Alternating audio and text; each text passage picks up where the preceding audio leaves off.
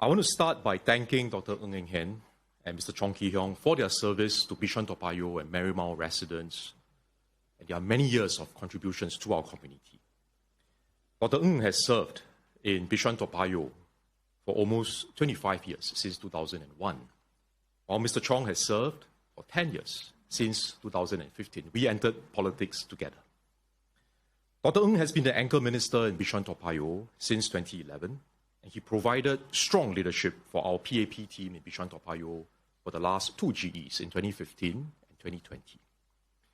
I've learned much from Dr. Ng, and I'm very grateful for his guidance, his mentorship, since I entered politics in 2015. And I'm very honored to be given this opportunity to take over from Dr. Ng as the anchor for Bishan-Toa Payoh. It is a very big pair of shoes to fill, but I will do my best. I'll do my best to fulfill my responsibilities to my teammates, to our volunteers, and most of all, to our residents. As a journalist who worked on the crime desk, I also saw many times when tragedy struck families. I resonated with their stories because at 16 years old, my father passed away from cancer. So I understand how difficult it can be.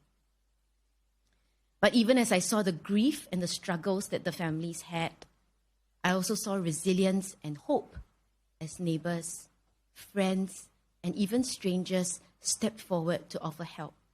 I myself started visiting them, bringing food to the children and checking in on the caregivers to make sure that everyone was okay. I left my job as a journalist to be a teacher in a junior college because I felt that too often as a journalist, we arrived too late on the scene. I wished we had just arrived just that little bit earlier before the tragedy happened. That's why I wanted to work more early with the children, and I saw the power that education could have to uplift our young people and help them to succeed in life. It was also then that I started volunteering at Campus Impact, a social service agency that seeks to build strong children, strong families, and a strong society. Now, as the executive director, I get to see the power of collaboration as we bring together different social service agencies and different partners so we can truly uplift the vulnerable. Similarly, having served as a district councillor with the Northwest CDC for the last 5 years, I've had the opportunity to see how policies and ideas can be implemented on a wider scale, and I could advocate for young people and families so that these policies could truly benefit them and meet their needs.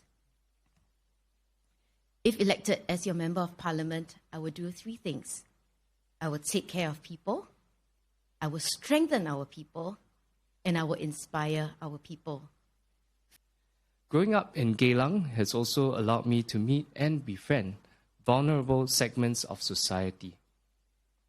In university, I was inspired by my lecturer, Ms. Nisha, and the idea of sustainable development and how, if done well, could uplift and improve communities.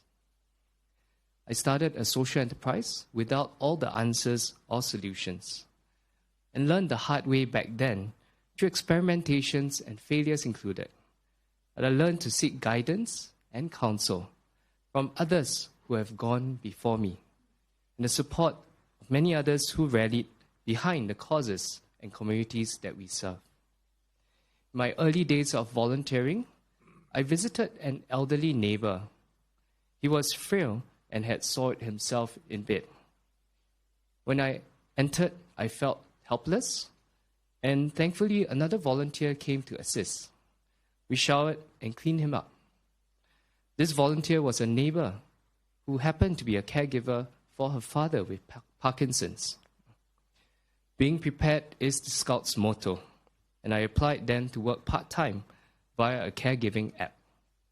I help elders with activities of daily living in their own homes, and then spent 2 months in a nursing home during the pandemic, working shifts, caring for bedbound elders, eventually becoming a professional in the care sector for almost 4 years, managing active aging centers. Caregiving is a topic close to heart. Even more so, caring for their caregivers. From family members social service agencies, and even connecting volunteers and neighbors to look out and support one another.